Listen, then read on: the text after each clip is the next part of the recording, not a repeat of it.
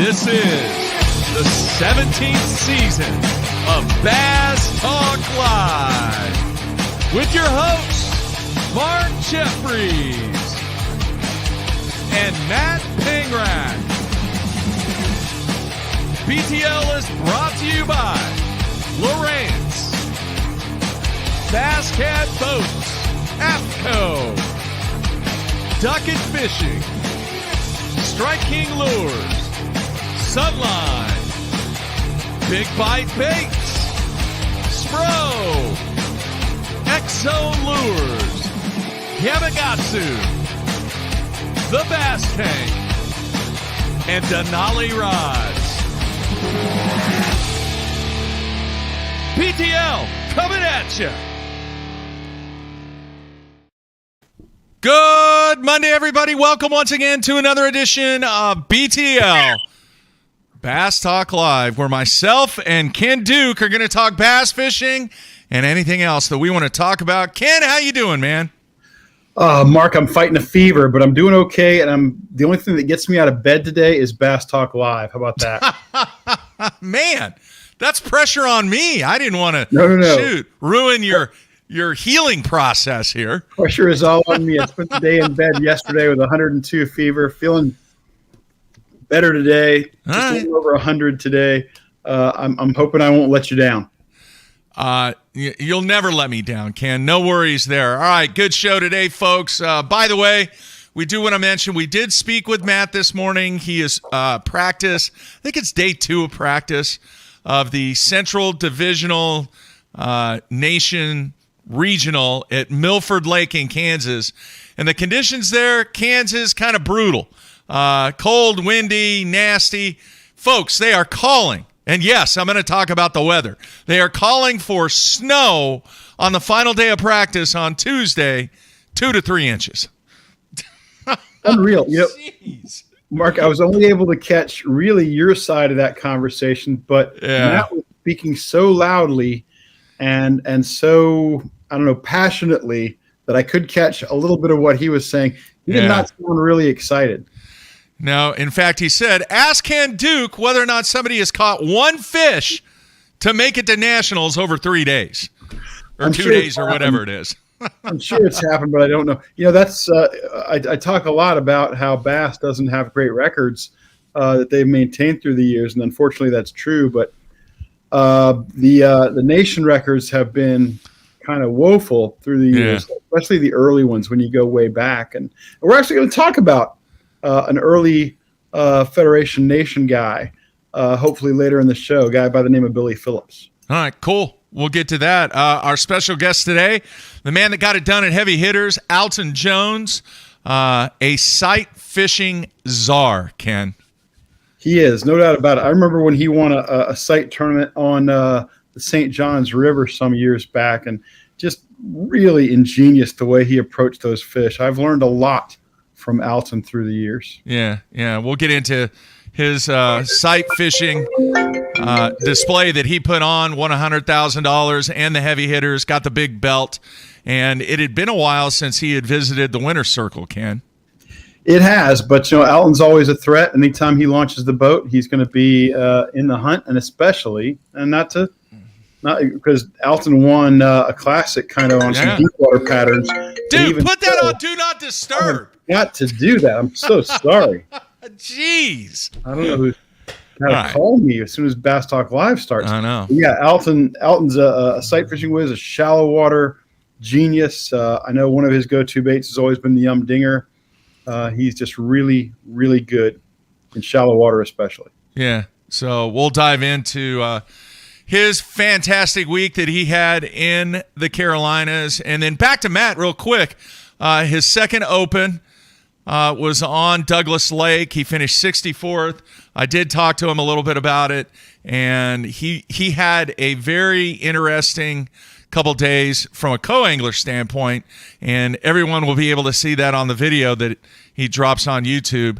Hopefully this week, maybe next week. I'm not really sure because he's going back to back weeks. So we'll see when he has all of his YouTube stuff. But just some misfortune. I mean, he said he was catching 40 fish a day, if not more. Just could not get a big bite. Finally got that big bite on day 2. 4-pound smallmouth. Lost it right at the boat at 1 o'clock. So the old wide world of sports, the thrill of victory and agony of defeat, that was definitely the dude trying to jump off the ski jump, and he crashed and burned on that. So he was a little down, but he loves the nation stuff. He's done quite well on the nation stuff, so we'll see how he does at a very, very stingy, challenging Milford Lake in Kansas. I was just looking for my receipt from the BTL apparel stuff, but I can't find it. It's here somewhere. But I just want to make sure everybody out there knows that you can support Matt Pangrak's efforts on the trail by going to BTL, going to basszone.com and ordering some apparel. You'll look good. You'll feel good in it. It's amazing. Yeah. Thank you so much, Ken Duke. All right. Been doing this show a long time, folks. Matt and I have been together a long time. Been in this industry, as you know, Ken, a long time. I am not a selfish person. I do not like self-promotion. I don't like any of this. But you know what, man? This is my show, and there comes a moment every now and then where somebody becomes a very proud papa. All right? That would be me. So, for the first time, I think in the history of this show, I'm actually going to show something in reference to one of my sons. And I hope everybody out there gets why I'm doing this. So let me cue this up real quick, and you'll see. All right, it's a small video for those people listening on the podcast iTunes. Okay, You'll have to somebody's come back. got a red jersey, which means he's a very, very important player, a quarterback on that team. It means you don't touch him. All right, because it was in spring football. They didn't have a fall football. My youngest son, AJ, he plays tight end at Southwestern University. It's a NCAA Division II school. He only played 1 year of football in a high school and had like 4 D2 offers because what do you think he played, Ken? Guess. The rest of what does his dad do? His dad coaches. He played basketball. Yeah, he came out of the womb with a basketball. All right. So anyway, this was their second game of the spring. They're only playing 2 games. It was at Emporia State in Kansas. All right, and he's getting a lot more reps. He's 6'3", 225, almost 230, and this right here happened yesterday. Let's take a look.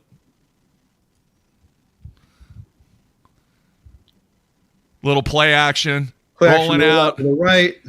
Oh, there he is. 81. Going the distance. 44 yards for his first NCAA Division II college touchdown. How about that? That is fantastic. That is awesome. So, folks, I hope. Is a glamour position now. Do what now? Tight end is a glamour position now. Yes. Rob Gronkowski, Kellen Winslow, Tony Gonzalez, those guys have put it on the map through the years, and it's who's more glamorous than Rob Gronkowski these days? Yeah. He's worked his tail off, Ken. I mean, here's a guy, he had been through a lot. He had a freak kind of accident, kind of like what I did when he was playing basketball. Played 1 year of high school football. He's at a really good football school here in Oklahoma. And that was pretty cool to be there to watch him get his first college touchdown. And, I was pretty proud daddy on that. That's good stuff. Should be.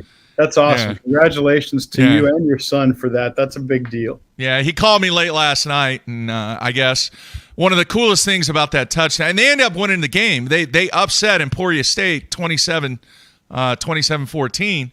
And one of the coolest things for me was to see the congratulatory response from all of his teammates, both in the end zone and on the sideline for him getting his first touchdown. So very, very cool moment. And I'm proud of him. And like I said, he's a sophomore. He's working his tail off, and we'll see what happens. Hopefully we can get a full season in the fall. But very, very cool stuff there. Thank you, fans, for letting me showcase that little video clip, of which you'll never get those 30 seconds back again in your life. But that is what it is. All right. I have some stuff, and then we'll take a break, and we'll come back with Alton Jones.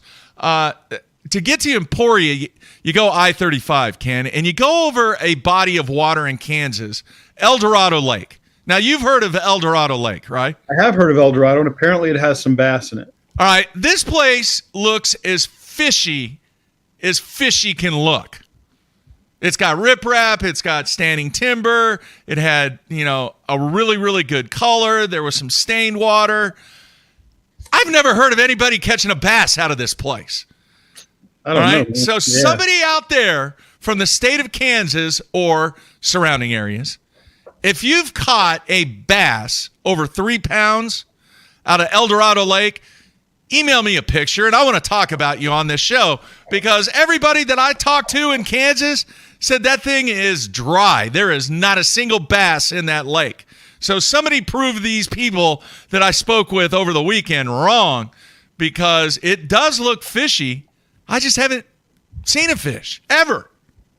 Sounds like you need Brent Chapman on the show, Mark. I don't even know if he's been there. Maybe. Who knows? I don't even know how to pronounce the name of that little town or that lake that Brent is on. Lake Quivira. Is that how you say it? Quivira. Yes. Yeah. That's it. All right. Now, the second thing I want to mention real quick, we actually went, besides the football game, my oldest son and his wife, we actually went to another sporting event. This is pretty funny, okay? Went to another sporting event in Wichita. We went to a hockey game. Now, some people out there are going, wait a minute, hockey in Wichita, Kansas? Yeah, it's been there for a while. The Thunder have been there forever.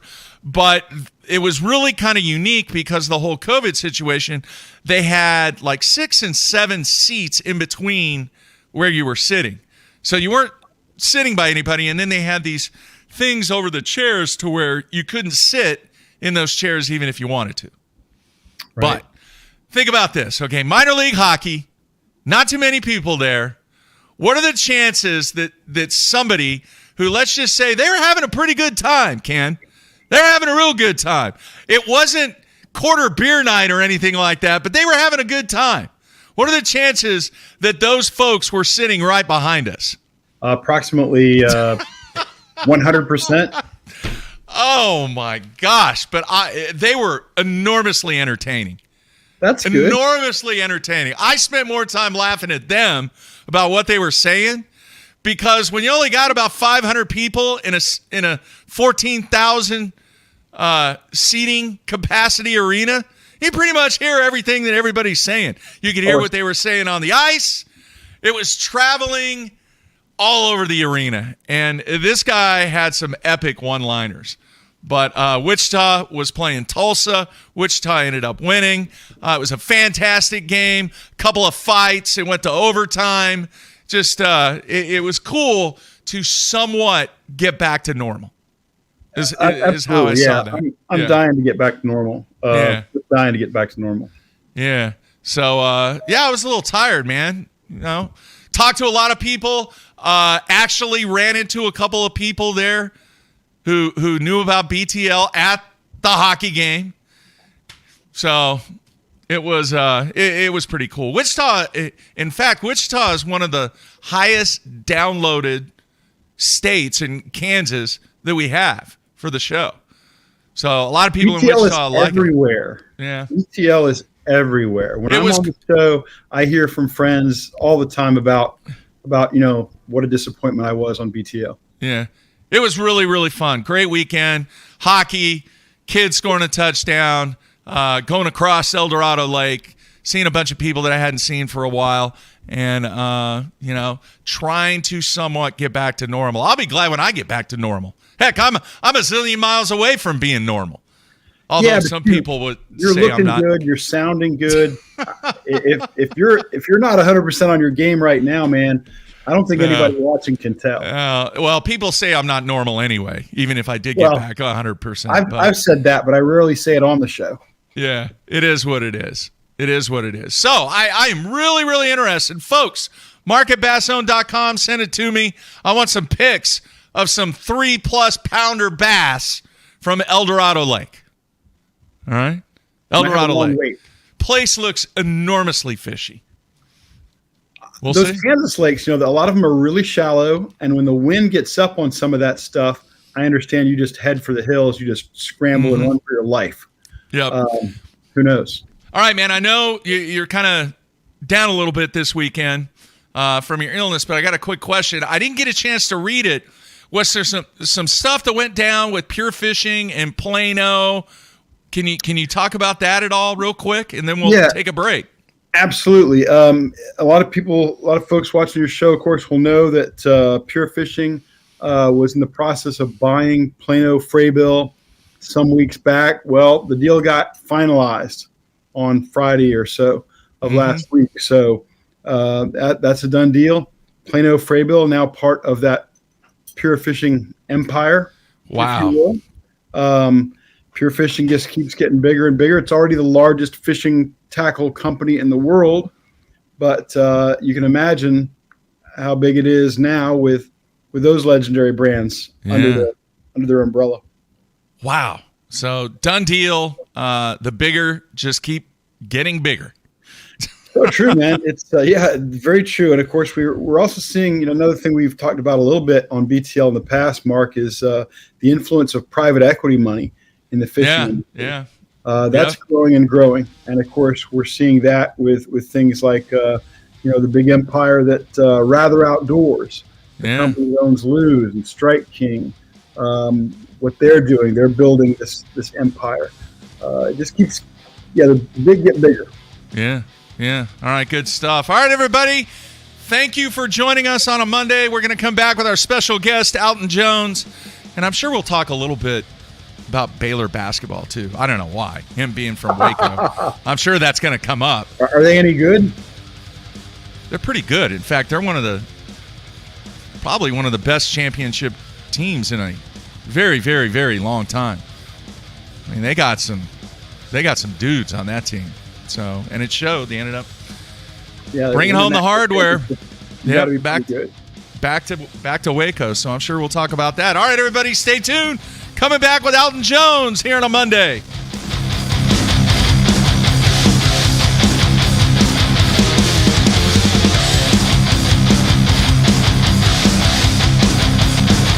The ultimate fishing system starts with Lowrance HDS Live. The best fish finding tools, from chirp sonar and fish reveal to active imaging and new active target live sonar, and complete touchscreen control from your trolling motor to your big motor. For a limited time, building the ultimate fishing system will be easier on your wallet. Upgrade to HDS Live with a Ghost trolling motor, active target sonar, or live sight sonar, and save up to $800. Basscat's legendary 20-foot platform has been paired with angler-approved accessories for 2021. Puma FTD features the proven hull used by many of the top names in bass fishing today, backed by a transferable lifetime warranty. The Puma FTD boasts a full team deck concept which enhances efficiency for you and your tournament partners. Turnkey tournament-winning performance. The Puma FTD SP from Basscat.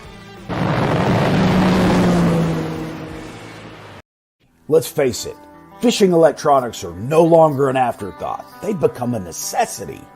And at the Bass Tank, our experts match you with the right electronics, provide professional installation, and educate you to help maximize your catching results while providing support along the way. Because let's be honest, it's about catching, not just fishing. And when you're ready for better results, join the Bass Tank team. Visit us today on Facebook or go to thebasstank.com.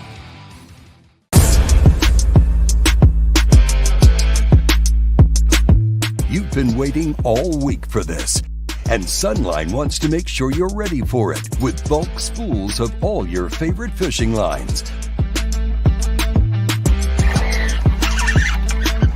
Oh, it's so fun.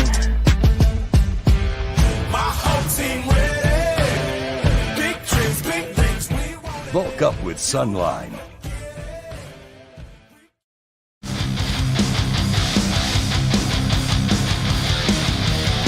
All right, we are back, kicking off your week. Mark and special guest host Ken Duke today.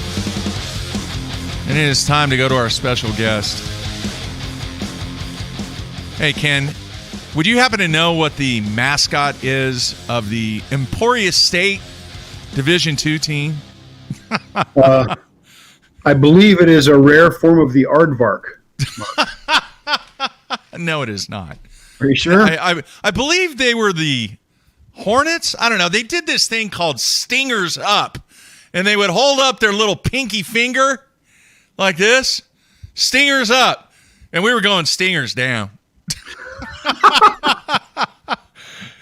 I think I don't know. I think they are the Hornets. I'm not sure. I know who Baylor is. Baylor's the Bears, man. Yeah. And speaking of the Baylor Bears, I mean, a guy who's got a real affinity for Baylor and all, and who's right there in Waco. Yeah. Is the guest today. Let's bring him in now. Alton, how you doing, man? Oh, he's muted. Hang on. Oh, he's got his mic is muted. Alton, you're muted. He's muted. There you go. There he is. There, you're back now. Much better.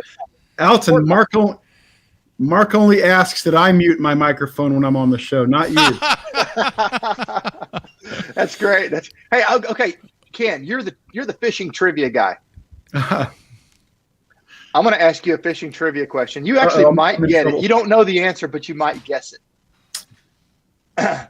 The Wednesday after the Baylor National Championship victory, week before last, the following Wednesday, they'll say there's a Wednesday afternoon tournament on Lake Waco every Wednesday during daylight savings time. Who won the Lake Waco Wednesday afternoon tournament immediately following the Baylor National Championship? It was you and the coach. Actually, I didn't fish it. I was at Heavy Hitters, but it was. That's right. Sorry, my bad. It was Baylor head coach Scott Drew. Really? So he is a bass head. I know you fished with him. Yeah, we fished together a lot. Yeah, he's one of your buddies. You're just such on the inside, Alton Jones. It's just ridiculous. I don't know about that, but he's a good guy. He's a great dude, and I mean, fishing's how we became friends.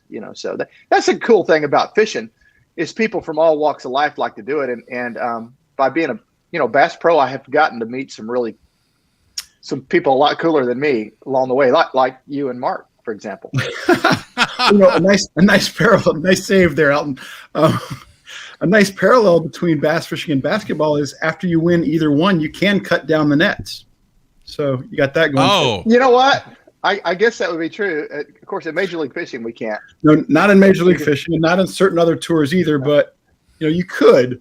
I guess we could cut off our fingers. Yeah, there you go. That's. Wow. Man, Alton Jones fan. It's great to see you, Alton. You're one of my favorite people to talk with. One of my favorite people to interview in the sport. You're just so good. Wow. Well, thank you for that. I've always enjoyed our friendship. In fact, I've missed getting to see you since you've moved over to FTR. We don't get to talk as often as we used to. That's true. Yeah, I used to make a beeline for Alton at events. I knew he'd always have an interesting take on things, and always a lot of fun. Always just a joy to hang around. Alton, and congratulations, man, on the Heavy Hitters win. That's big, and no pun intended. It's big. You mean this Heavy Hitters win? I just happen to have the belt right here. Just happens to be lying around there. Yeah, that's good. That's a different kind of trophy. That's my first ever, I guess, belt. I've never been really a wrestling fan, but I'm kind of fond of that. I would never wear it, but I've sure got to figure out how to hang it on the wall or do something. I don't know. What do you think here? Let's. How much does it weigh? I'd say it weighs about maybe 15 pounds, 12, 15, something like that. Wow. Pretty hefty. And it's going to be easy to hang on the wall. These real cubic zirconians here. So we've got a lot of CZs in it. Yeah, I think I'm going to get me a wall mount. They make some for wrestling belts that you hang on the wall and just hang it like that. So it's going to look good, man. You've got, not like you don't have enough trophies, mind you, but even so, to have that one in there too, that's going to be a very distinctive piece. Yeah, kind of different. I'm excited about it.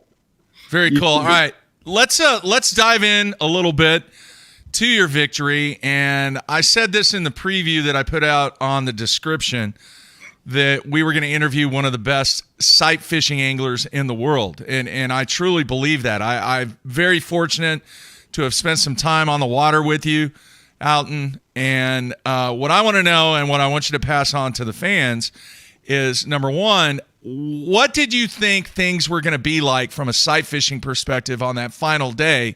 I know you've mentioned about the first time that you took a lap or a circle or whatever you called it, that you felt like that these fish were bigger and then it was going to be a really, really good day. But just in your sight fishing experience and all the knowledge that you have, what can you pass along to the fans before you ever made a single flip on how good the day was going to be? Well, first of all, let me say you never know when you spot fish how good the day is or isn't going to be, because you can find bass with your eyes that are extremely, extremely difficult to catch. So it's kind of one of those things that has to develop along the way. And every fish is an individual. One of the biggest things is learning how to size a fish up. Once you find it, once you begin to fish for it, just to figure out, is this fish am I wasting my time spending time with this fish, or am I bolstering my catch by spending time with this fish, because eventually it's going to fire? And so time management and really sizing up the fish quickly is important. One of the little tricks that I use what I call the 5-minute rule. And if in the first 5 minutes, if I can get that bass to eyeball my bait, not catch the bass, but if I can get it to at least acknowledge it and look at it and, look a little ticked off, then, I think that there's a good chance that at some point I'm going to be able to catch that fish. If I can't get that fish to acknowledge my bait in 5 minutes, I'm picking up my power poles and I'm moving on to the next one. All right, Ken, I want to throw this and out. Now I want to throw this picture up. Let's see if I can get this to work.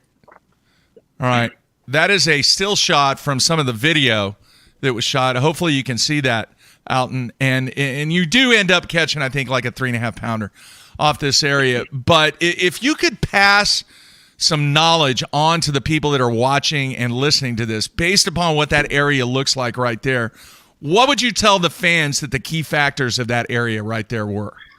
Well, number one is there's a shallow point straight in front of me. And when you're looking for bigger fish, and remember now, we had a 3-pound minimum in this on the final day in heavy hitters. So points, this is a point in the very back of a pocket. This isn't like, a main lake point, but you really want to focus on those points when you're looking for bigger fish. Let me just tell you some of my strategy as I look at what I'm doing right here. I want you to notice my boat angle. Notice that I'm fishing straight off the nose of my boat. Yeah. A lot of anglers would pull up on a fish and their boat would be straight out in front of the fish.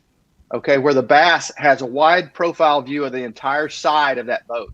And I don't like that. I want that bass to have as narrow a view of me and of that boat as is humanly possible. So that's why I always back up, and I'm going to try to let them see a narrow profile of that boat. Notice also that my boat's in close to the bank. I want to get my boat in close enough where it's going to kind of merge in with the cover. I don't want to be this standalone object out there that just, this blinking neon sign for the bass that says, hey, there's an intruder here. So that's all part of my stealth game. What was the water clarity like? Because what I saw, it didn't look like, it was a foot or less. Is that about what it was? Yeah, it depends on where you were. Some places you might have had about 18 inches, but most of the water I was fishing, I think that 12-inch mark is about right. So number one, I was looking for fish that were extremely shallow.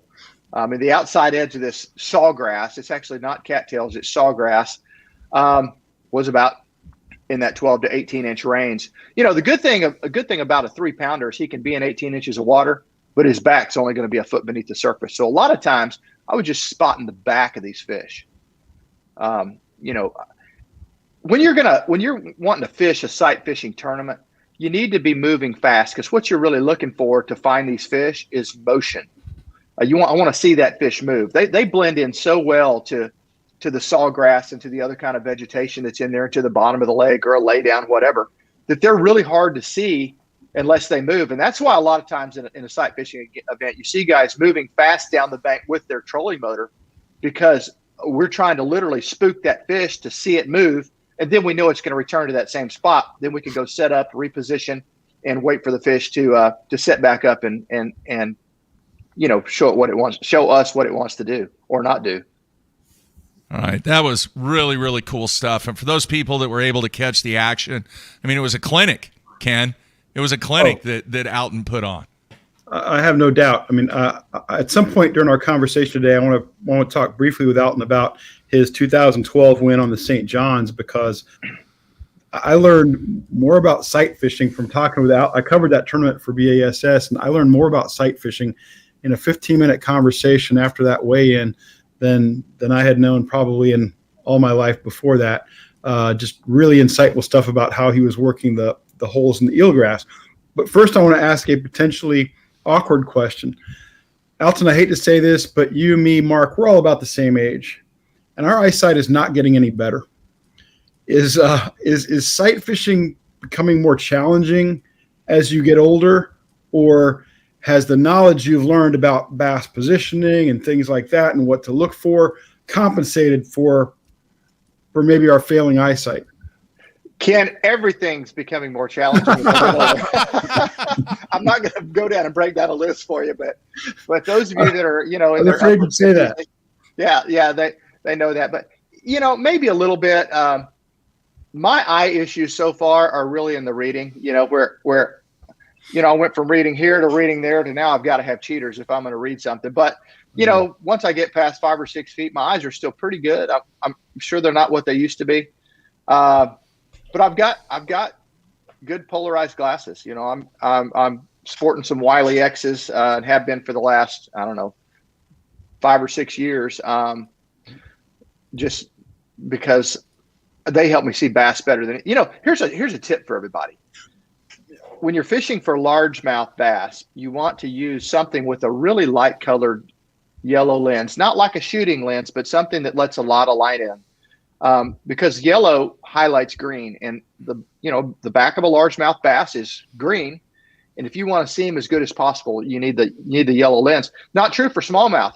Yellow diminishes brown. You want brown to pop, you've got to go with some different green mirror lenses or things like that. But so I use, depending on species I'm fishing for, sight fishing, I'm actually swapping lenses. But even on a sunny day, largemouth fishing, light colored lenses.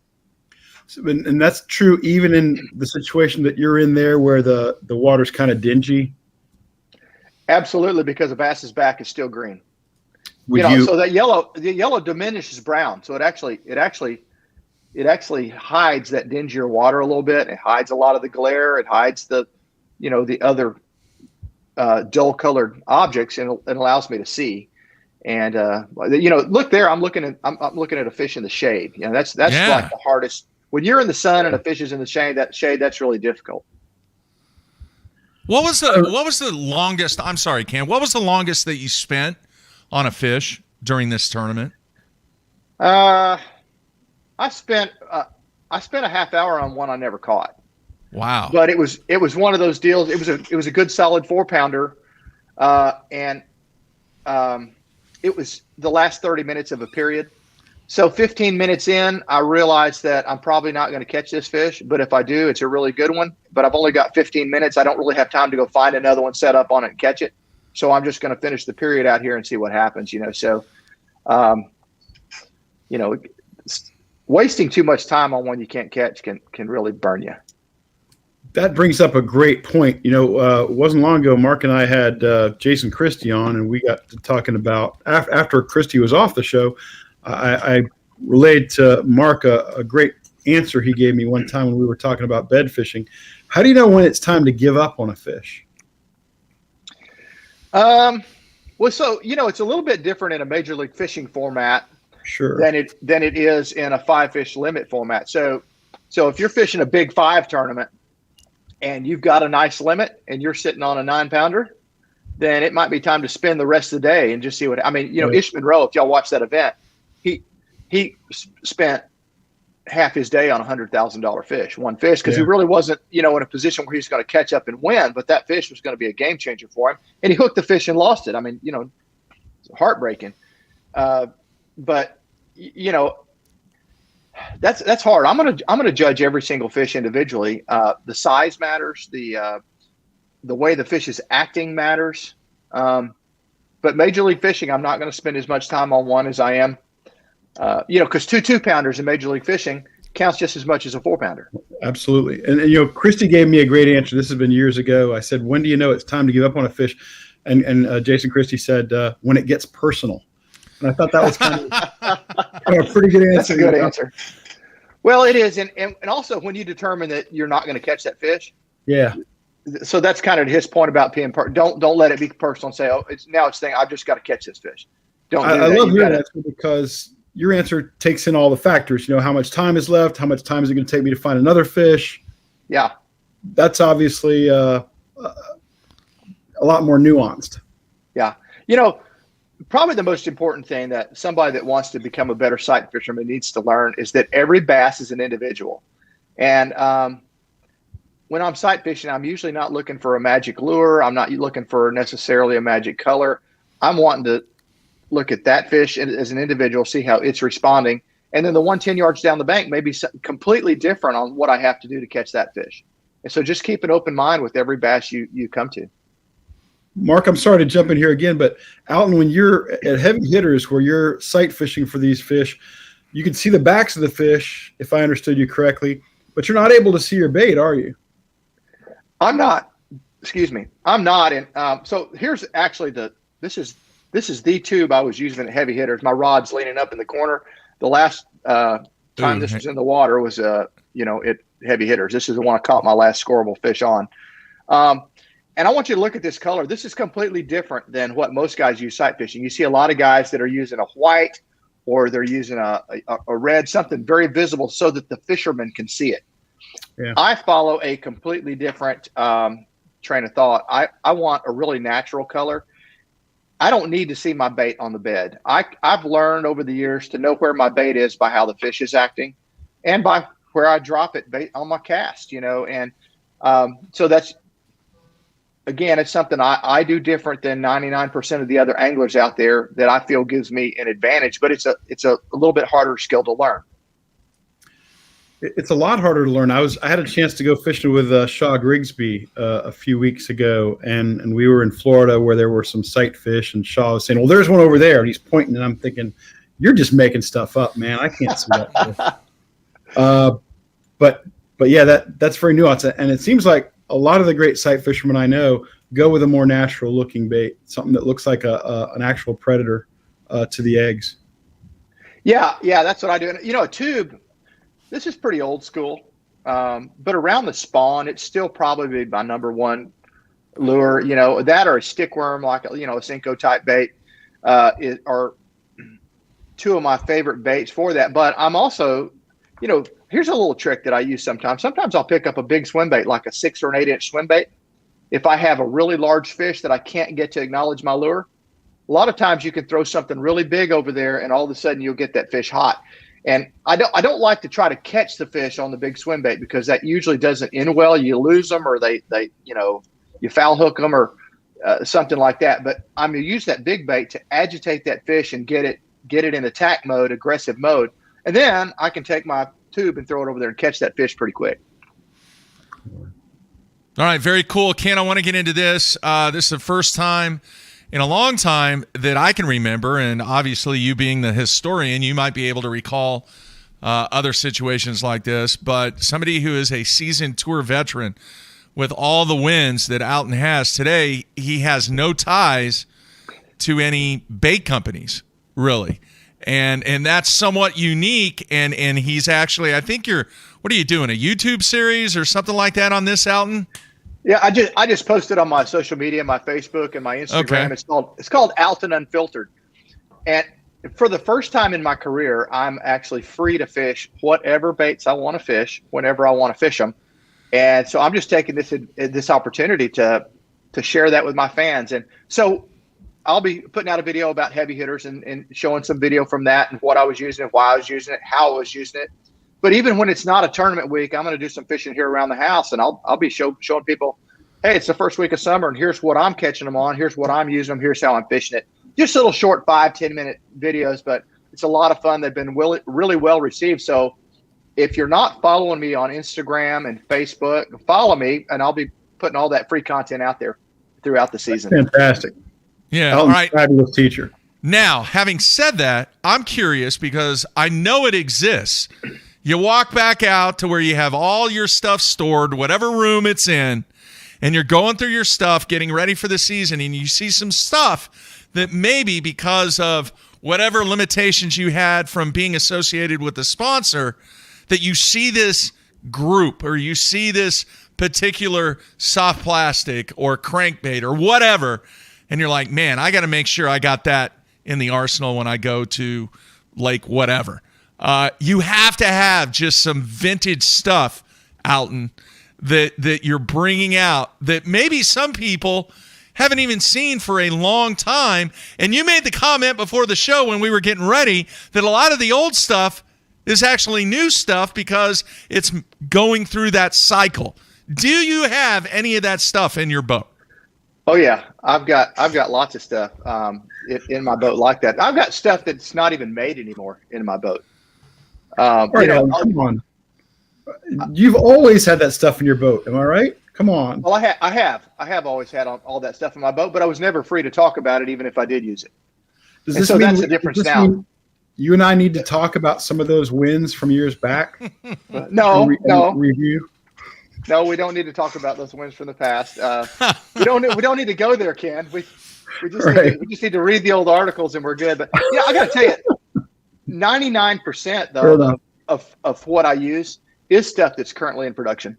That you can go on a tackle warehouse and you can just buy it. So it's pretty readily available. I mean, I do have some things I don't talk about.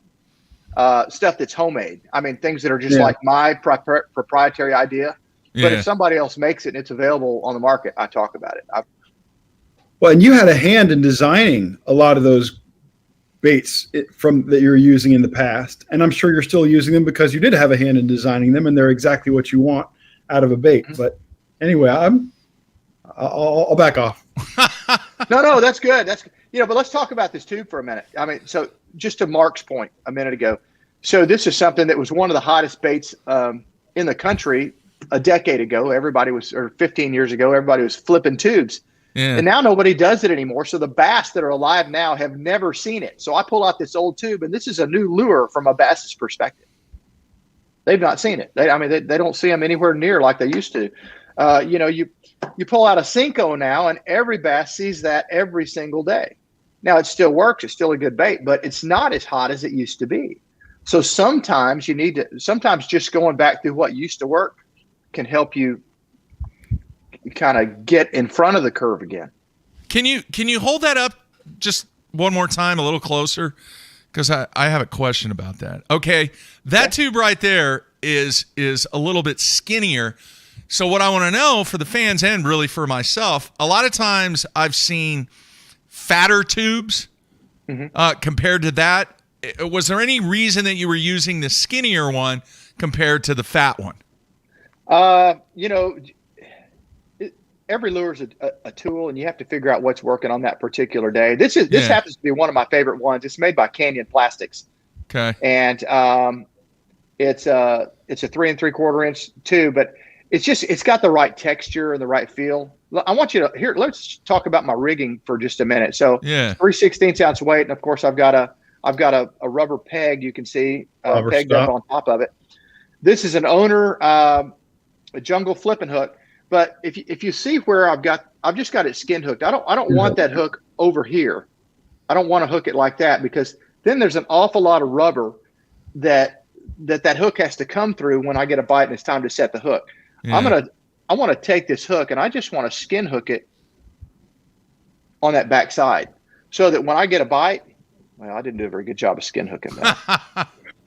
But when I get a bite, all that has to happen is that, and I've got that fish, and I've got a big straight shank hook.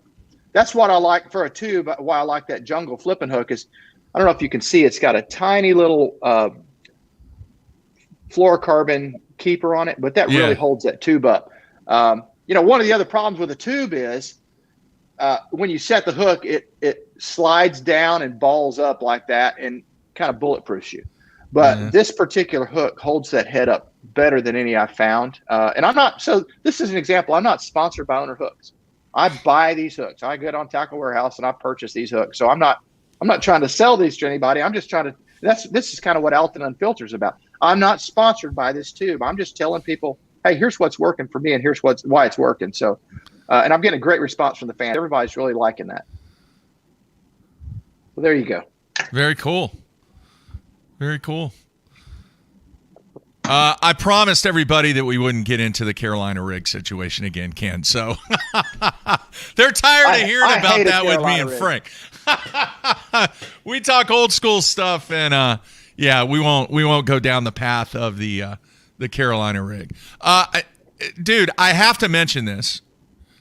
You're looking pretty fit and trim these days. What did you do? Well, I lost about 50 pounds, and my wife and I did it on intermittent fasting is what we used. I've never been a good dieter because I like to eat so much, and I love to cook, and I love the way things taste. So intermittent fasting, I didn't have to cut anything out. I just had to eat a little less of it and eat it during a certain window. So our eating window is between noon and 6 p.m. So we consume all of our calories between that in that time window. And it's been just a magical thing for us. But if I want Baskin Robbins in the afternoon, I go have a scoop. I don't get a double scoop. I get a single scoop. If I want a Cadbury milk chocolate bar with my dinner, I eat one. But just in moderation. And it's helped me really keep the weight off. It's been huge for my fishing. I feel so much better. I credit getting in shape over the last couple of years with contributing to, better fishing, to winning heavy hitters. I'm doing a little exercise. I walk. I go 2 miles a day. I walk a mile and jog a mile. I go in quarter-mile increments. Walk a quarter, jog a quarter, walk a quarter, jog a quarter. Mm-hmm. Not trying to be Mr. Universe. Not trying to set any speed records. Just, little basic cardio. Take my dogs out when I go, and just it's made a world of difference. I'm very thankful. All right, Ken, one more question, and then I'll send it to you. Several people on the instant feedback, they want to know, why did you decide not to go with any sponsors this year and go this route?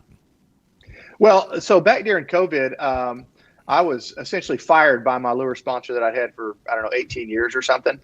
And I'm kind of at the stage of my career that, early on it was like, oh no, I've lost this big sponsor. But as I started fishing a little bit, it was kind of like, you know what? I can fish anything I want. It was kind of cool. I didn't have any pressure. I've got to use this brand plastic worm, or I've got to use this spinnerbait. I got to use this topwater. So I just decided this year, you know what? I'm not even going to pursue anything lure wise, because I've had some opportunities to go with other lure companies. Mm-hmm. And not to say that I won't in some future year, but this year I'm really having fun, just kind of flying by the seat of my pants as far as what lures I'm fishing with. And I'm getting such a great response from the fans from it. I mean, I think they appreciate the transparency, and so it's kind of feels free. Very cool, Ken. Alton, I said I wanted to double back and talk to you a little bit about that St. John's tournament you won in 2012 by sight fishing, because that was a clinic for me, and I think for a lot of guys who fish down in Florida.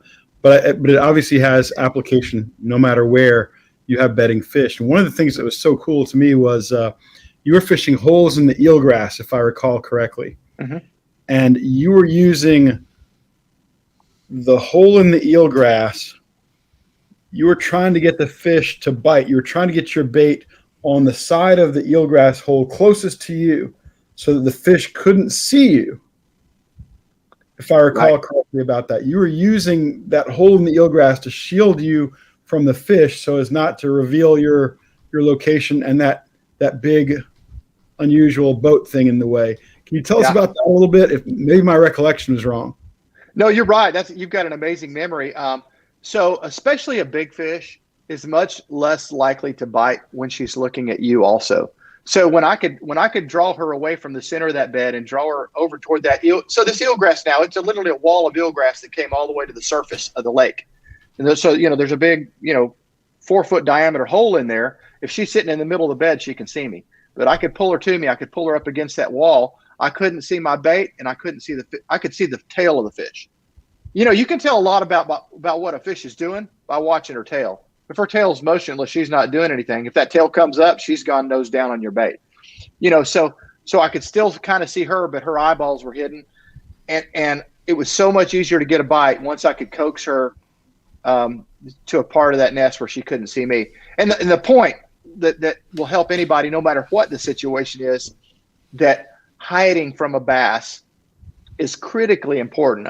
Just at Heavy Hitters this past week, a lot of times those fish were real close to that sawgrass. If at all possible, I would put at least a few sprigs of sawgrass between me and that bed with the fish on it, because I'm trying to give some visual separation, something else for that fish to focus on, but just besides, hey, there's a guy with a red jersey over there, whatever. Hide behind a point. If you're on a lake with boat docks, hide behind a boat dock. Put your boat on the bank. Let yourself blend into the shoreline if you can.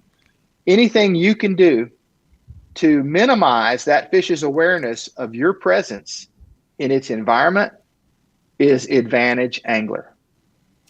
So it's great. You're still putting that same thought process into the fishing, even when the water's a little dirtier, even in a situation maybe where there's not a lot of vegetation, you're still using that same principle.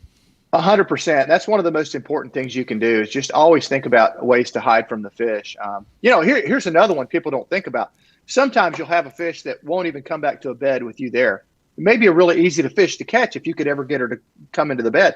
One of my tricks there is get up close, put my bait wherever I think the critical spot is, push the button on my reel, let a bunch of slack out free spool, go out so far that I can't even see the bed, I can't even see the fish, set my rod down, wait about 5 minutes, drink a Diet Dr. Pepper, and pick my rod up and blind fish that fish after I'm pretty sure the fish has come back. So Mark, it seems he's now sponsored by Diet Dr. Pepper, if not by the bait companies. I guess I need to call them. That's an awesome tip. As Mark was saying earlier, you're a master of sight fishing, and these are great tips. Absolutely fabulous. You got to use some ingenuity and some strategy, when approaching these situations.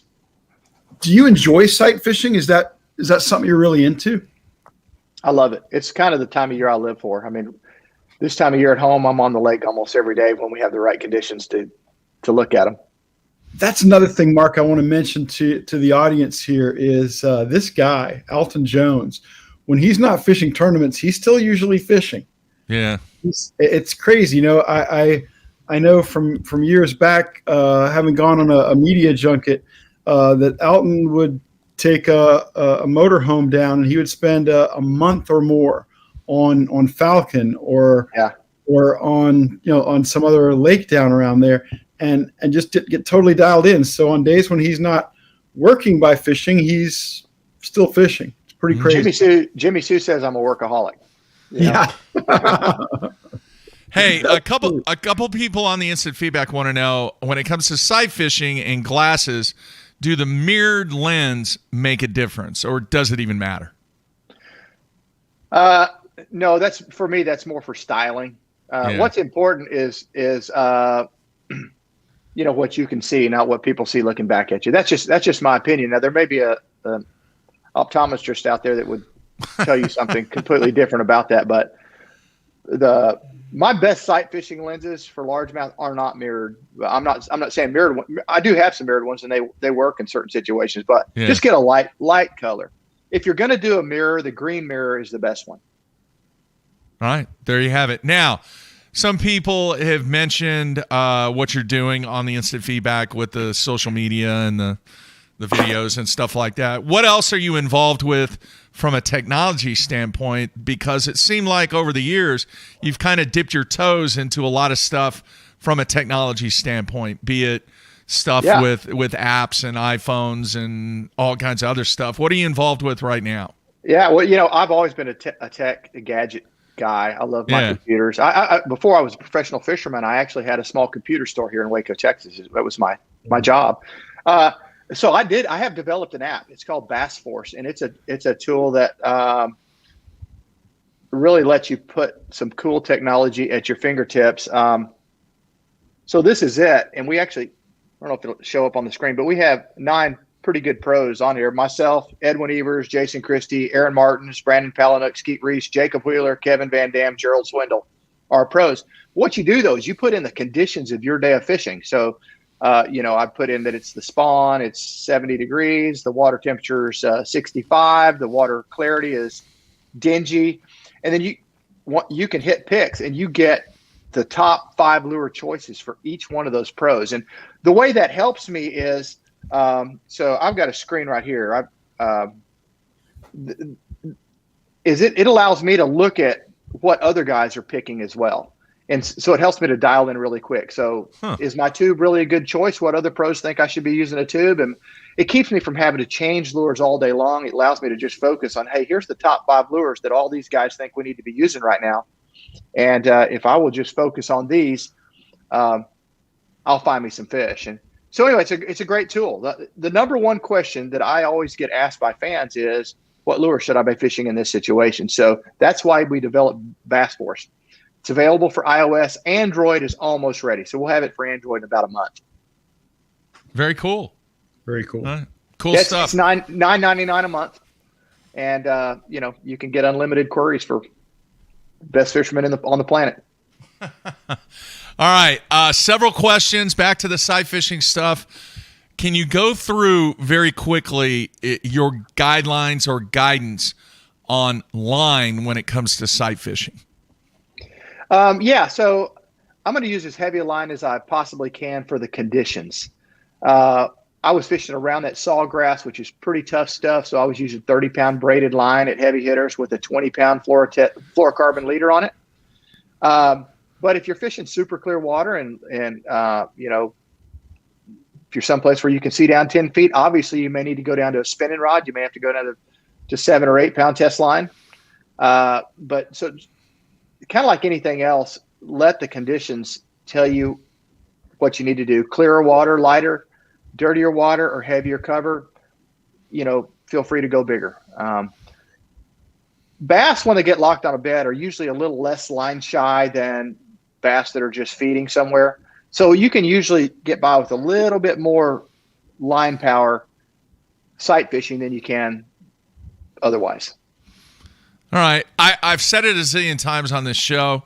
You tell me if I'm wrong on this, Alton.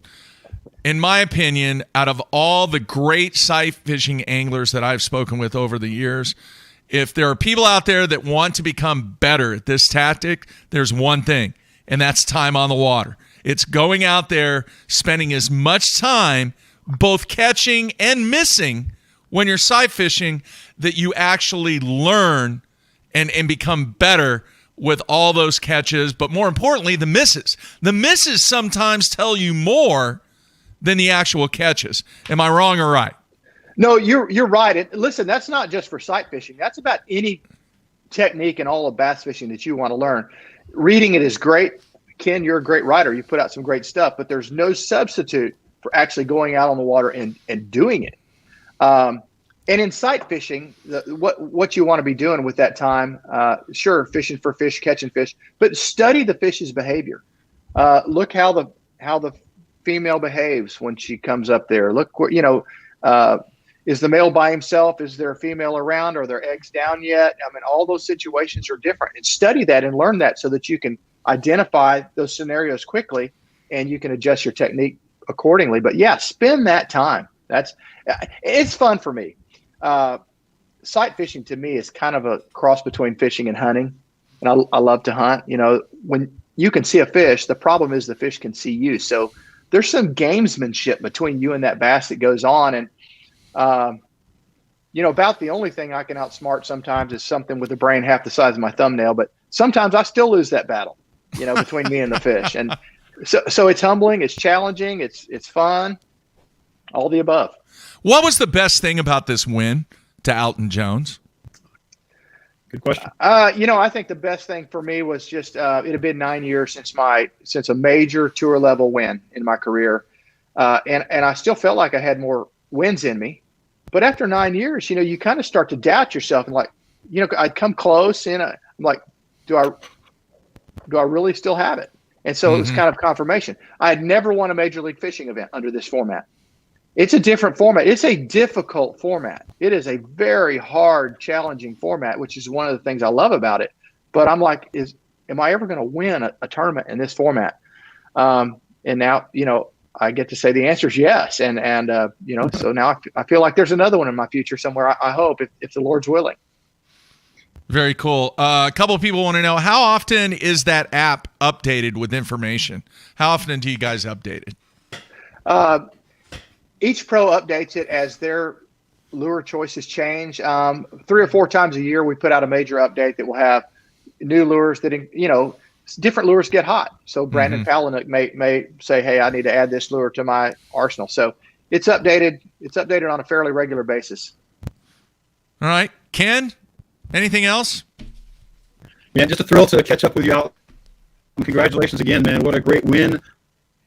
Right in your wheelhouse. I love that you want sight fishing, because that's just such an important part of I think what the audience thinks of when they think of all your skills. You've won classics in deep water, and now you've won heavy hitters, sight fishing, and another tour level event sight fishing. You got the total package of skills out there. Well, thank you, Ken. And I was losing your mic a little bit there, but I heard 2/3 of it. But thank you very much. And I do love to sight fish. Usually when you win, it's doing something that's a real strength of yours. And so I've had a fair share of my wins have been in the spawn fishing or sight fishing department. But to fish out on tour and be consistent, you gotta be versatile too. But I love it when I get to do what I love in the springtime. Actually, Mark, all right. Mark, I should real quick. I'm just going to say that Alton took me to my deepest ever bass, the deepest ever bass caught. I remember that Lake Amistad. Amistad, yeah, we were out at Del Rio. This is when I learned that Alton spends months at places like Amistad, even when the season's not going on. So Alton's got him totally dialed in out there, just ridiculously insanely dialed in. He knows where every fish on that lake is living. And we go out there, and we've got drop shots on, and I think we were in like 57 feet of water out. And we drop down, and I mean, boom, just hits about, and thump. And I set the hook, and I fight this 3-pounder up, and I'm thinking that's 9 or 10 feet deeper than the next deepest bass I've ever caught in my life. And the swim bladder was so inflated, we gave the fish a chance to get back down again, but unfortunately, a pelican came over and ate it. I remember that story, and if I remember right, we called the cast you were going to catch it onto. Oh, the first cast. We called it that cast. Oh, man. Yeah.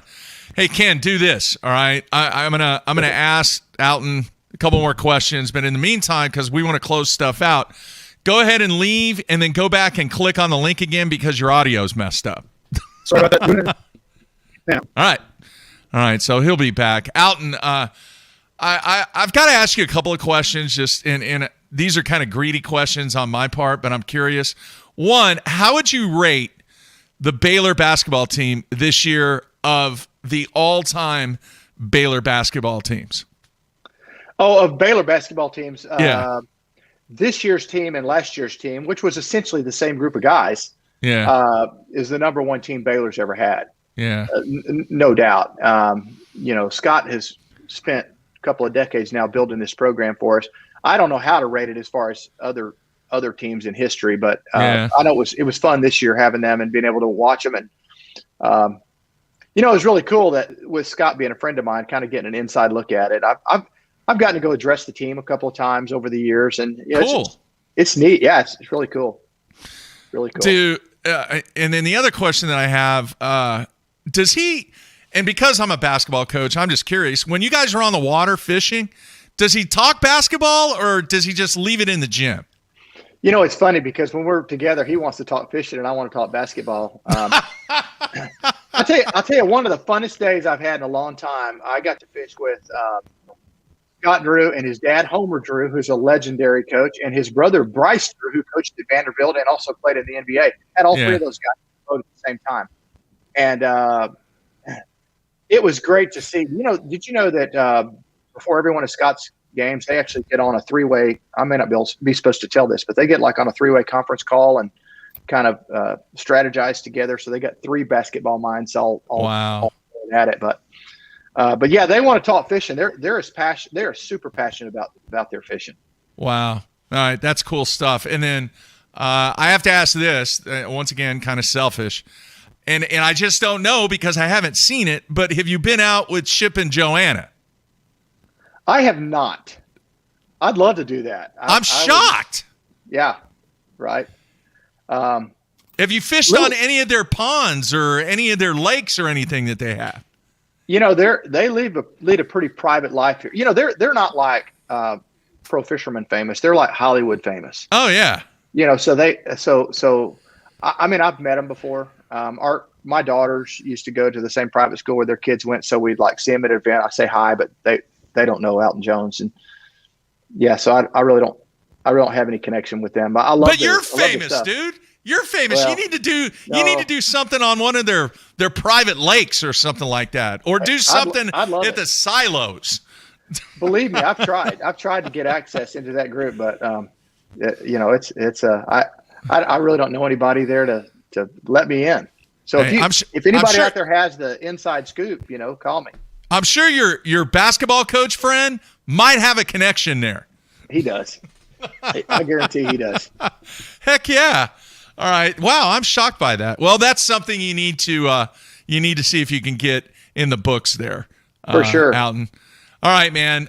Great stuff. I can't thank you enough for taking time out. A great win. And let's not make it 9 years on your next victory, okay? How about 9 days? We go to Austin in about 9 days for Lake Travis. So let's just well, wouldn't that be a dream come true? Yeah, that would be. Back to back. Awesome stuff there. Great looking shirt too. I like the Baylor. Those tennis ball uniforms is what I call them that they wear sometimes. Yeah. The tennis ball yellow. Those are awesome. Those are some of the best uniforms in college basketball right there. So you could tell Coach, wise choice on the tennis ball uniforms. I will. And you know what? My shirt color actually matches your wall color. So we just need to put a big BU logo there in the background. We'd have it. Hey, yeah. One more thing before I go. Okay. Southwestern University. I have a daughter that graduated from Southwestern where your son is playing football. Really? Yeah. She graduated about 4 years ago. Bulldog. So she was Bulldog, huh? Very nice. While she was there is when the football team first started. Yeah. I think her freshman year was their first year. Yeah, it's really, really cool, really exciting to see that program grow. They got a great coach. There's just something that's special about Division II football. It's not the big stuff. You know, you have maybe 2,500 people show up for games, you know, during non-COVID times. And that's all you have at the NFL right now. It's 2,500, you know. But congratulations to you having your son play. I mean, how cool is it to be able to watch your son compete in a sport at that level? Yeah, it's very cool. He's worked very hard. So very proud of him. Hey, man, need to get you back on the show. Go back to back. We'll definitely have you on, but we will definitely get you back on very soon, Alton. Great job in the Carolinas. And, folks, if you haven't watched some of the stuff that he did from a sight fishing perspective, you need to check it out on the replays and check out his stuff that he's doing on social media, too. You'll get all kinds of insights on what Alton Jones has going on, man. Best of luck to you, Travis. All right. Thanks a bunch. Appreciate y'all having me on. All right, man. Take care, Alton. All right. Bye. All right. There you have it, folks. Alton Jones, $100,000 richer. And I have no idea what happened to Ken Duke. Ken Duke is suddenly missing. He has disappeared. I haven't even got a text from him. His internet connection, something was going on. I'm not really sure what the deal was on that. So I will kind of wrap things up here. Tomorrow, folks, mark it down. Take some time. Do your breakfast break. Do lunch. Do whatever you got to do. Tomorrow, a very special show. We're going to have the man, Frank Scalish, on, and we're doing the Sunline Hotline show to where now, not only are you going to get him on day 4, you're going to be able to get him on Tuesday, and you're going to be able to ask him any kind of questions that you want. I know there's been a lot of questions out there about some of the tactics and lures and baits and everything else that Frank talks about on day 4. But tomorrow, you're going to be able to call in on the Sunline Hotline and ask either Frank or myself, mainly Frank, about anything bass fishing related or anything else that you guys want to talk about. So I talked to Frank, and he was all for it. So tomorrow, a special Sunline Hotline show. And then maybe we will check in with Matt and see what he has going on at Milford. Folks, don't forget a couple of things. One, on the main page of the Bass Zone, we are going to continue, I think, until April 25th, have the merchandise store open to where you can look very cool with some BTL garb and also help Matt out with some of his expenses as he tries to make the Elite Series fishing the 9 Bassmaster Opens. So this week he's doing the Nation thing in Kansas, but that following week he is headed to Pickwick. Then he has a week off. Then he's actually going to stay on the road that week off, and then he's headed to, I believe, the James River. And then he finally comes back, I think, the second week of May. So great stuff, great cause, good-looking hoodies and T-shirts and the hat and the decals and all that stuff. All the proceeds go to help Matt out with his expenses this year on the Opens. And then the amount of, let's just call it, applications that I am getting for people that want to be guest hosts while Matt is gone, I have received a ton of inquiries, and I'm going to shut it down this Friday, and then over the weekend, I'm actually going to pick some, BTL fans from the pool that I've received over the last couple of weeks to actually be a part of the show, and you might be a part of the show even with Frank and myself, or one of the special guest hosts that we had may be a part of that show. We'll see what happens based upon some of the information that you have put on your form and submitted your form as to why you want to be a guest host here on BTL. All right, I just received a text from Ken Duke that says, my computer just died trying to reboot. So that's why Ken's not on. Obviously, toward the end of the interview there, he was having a few little issues with his volume, and then all of a sudden, boom, his laptop or computer crash. So that's it, folks. Once again, I want to thank Alton Jones for being on the show. Really, really good stuff when it comes to sight fishing with one of the best sight fishing anglers in the world. That's it. I think that's going to wrap up Monday. Hopefully everybody has a great start to the week, and we will be back tomorrow. Frank Scalish, Sunline Hotline. Hopefully we'll get numerous phone calls tomorrow for Frank. All right. Last thing, don't forget, hey, we're inching close. We haven't been doing this YouTube thing for that long. We're inching close to 10,000 subscribers. So make sure you tell all your buds and friends to subscribe to us right here on BTL. And hopefully Matt will be dropping some videos in from his 5-week excursion on the Opens here shortly. And then finally, if you're listening to the audio portion on iTunes, make sure you leave us a review and a ranking. You know why? Because it helps us out immensely. That's it, folks. I'm out of here.